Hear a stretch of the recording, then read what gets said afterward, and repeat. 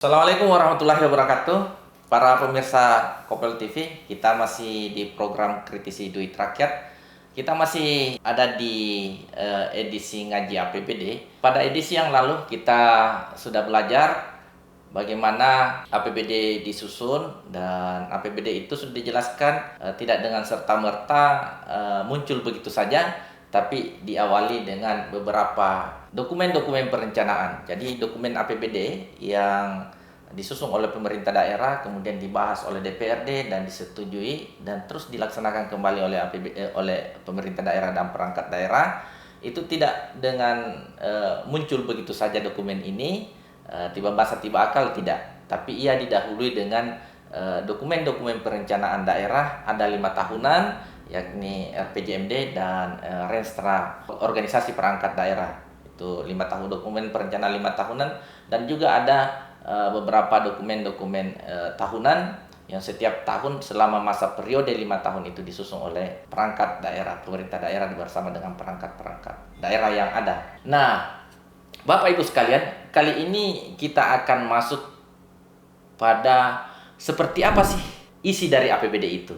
Jadi kali ini, untuk edisi kali ini, kita akan masuk pada struktur APBD, struktur anggaran, pendapatan dan belanja daerah. Jadi struktur APBD itu Bapak Ibu sekalian hanya dua, sesuai dengan namanya, anggaran, pendapatan, dan belanja daerah. Jadi ada ada pendapatan ya, dan ada belanja.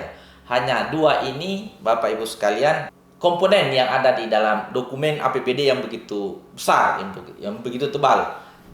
Kenapa tebal seperti itu? Seperti yang saya jelaskan pada edisi sebelumnya, bahwa ketebalan dokumen APBD itu ada buku 1, buku 2, buku 3, buku 4. Itu bukan apa-apa, itu dipisah-pisah begitu karena tidak bisa dijilid dalam satu bundel besar, kira-kira begitu. Kenapa banyak begitu? Padahal komponen yang ada hanya dua, pendapatan dan belanja, karena banyak OPD yang ada di masing-masing daerah. Itu sangat tergantung dari seberapa besar program, seberapa banyak program kegiatan yang dilaksanakan oleh masing-masing OPD, dan banyak OPD dalam satu pemerintahan yang kemudian APBD itu kemudian bisa kelihatan tebal seperti itu. Nah, isinya adalah pendapatan dan belanja. Nah, selisih antara pendapatan dan belanja itu muncul yang namanya surplus atau defisit. Jadi tidak selamanya atau bahkan tidak pernah ada bahwa pendapatan itu sama dengan jumlah belanja dalam satu tahun anggaran. Karena ada selisih, selisih itulah yang kita sebut dengan surplus atau defisit. Kapan surplus? Yakni ketika pendapatan lebih banyak daripada belanja. Jadi itu terjadi surplus. Nah, yang kedua adalah terjadi defisit. Kenapa terjadi defisit? Karena lebih besar belanja dari pendapatan. Kebalikannya yang tadi. Jadi kalau surplus itu berarti banyak uang masuk ke kas daerah, sementara belanjanya kurang. Artinya berlebih pendapatan dibandingkan dengan belanja. Kalau dia defisit berarti lebih banyak pengeluaran belanja pemerintah daerah dibandingkan dengan pendapatan yang masuk ke kas daerah dalam satu tahun anggaran, maka terjadi defisit. Apakah ini sebuah kesehatan daerah yang harus dipertanyakan? Tidak. Inilah bedanya antara mengelola keuangan perusahaan swasta dibandingkan dengan mengelola keuangan pemerintah daerah.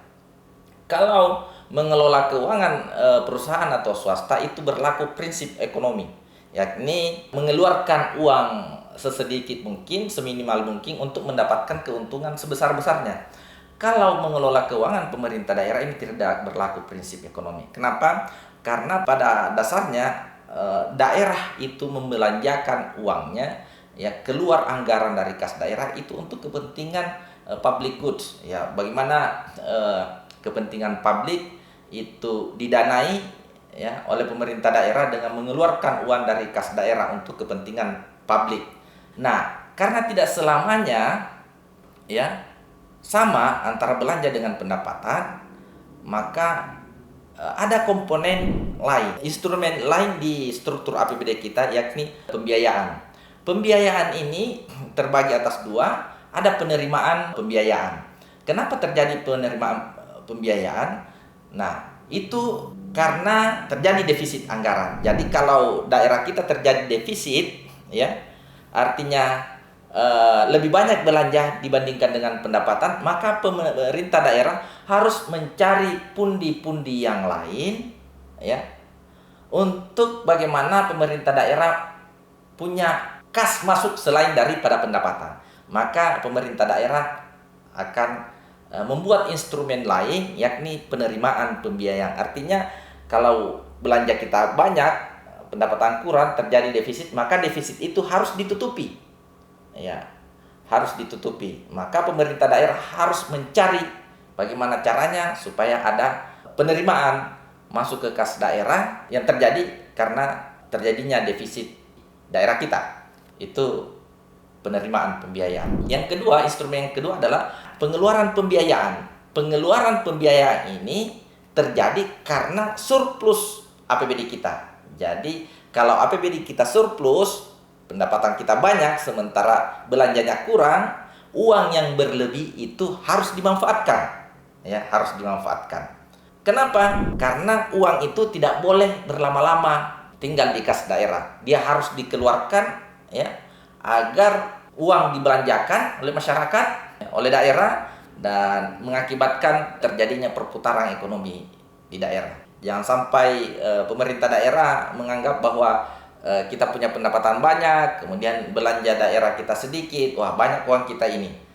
Jangan disimpan-simpan itu uang, Bapak Ibu sekalian, tapi harus dikeluarkan. Seperti apa komponen dari pengeluaran pembiayaan, itu nanti kita bahas edisi khusus untuk itu. Begitu pula dengan penerimaan pembiayaan. Bagaimana caranya supaya pemerintah itu menutupi defisit yang ada. Itu masuk dalam komponen penerimaan pembiayaan. Dan kalau terjadi surplus, itu pemerintah daerah harus memanfaatkan uang yang banyak itu, ya, uang yang berlebih itu dalam 1 tahun anggaran agar roda perekonomian di daerah itu bisa berjalan dengan lancar, ya. Jadi semakin banyak pengeluaran sebenarnya di daerah itu semakin bagus, tapi harus ada tidak dengan serta-merta pemerintah daerah belanja begitu saja, tapi ada rambu-rambu yang harus diikuti. Nah, itu Bapak Ibu sekalian. Nah, nanti akan ada pembiayaan neto. Nah, selisih antara terjadinya surplus dengan atau terjadinya defisit dengan pembiayaan neto, asumsinya bahwa silpa tahun berkenaan itu 0. Jadi ini yang menjadi penyeimbang antara selisih dari pendapatan dan belanja dengan komponen pembiayaan, baik itu di penerimaan maupun di pengeluaran. Nanti karena ini adalah sebuah perencanaan anggaran, dengan adanya instrumen pembiayaan ini, maka pemanfaatan surplus dan untuk menutupi defisit pada komponen instrumen pembiayaan ini itu bisa tertutupi. Kita anggap bahwa silpa tahun berkenaan itu adalah 0. Nah, itu pada saat perencanaan, dan kita akan melihat pada pelaksanaannya ketika APBD itu dilaksanakan. Nah, saya kira itu untuk struktur APBD kita sudah pahami. Pada edisi berikutnya, Bapak Ibu sekalian, kita akan masuk lebih detail seperti apa itu pendapatan, seperti apa itu belanja, ya, apa komponen-komponen dari keduanya, dan juga instrumen yang ketiga, pembiayaan, penerimaan, baik penerimaan komponen apa saja yang bisa menutupi defisit, dan komponen apa saja di pengeluaran pembiayaan untuk memanfaatkan surplus. Sampai di sini kita akan ketemu pada edisi berikutnya. Tetap di Kopel TV, program Kritisi Duit Rakyat. Assalamualaikum warahmatullahi wabarakatuh.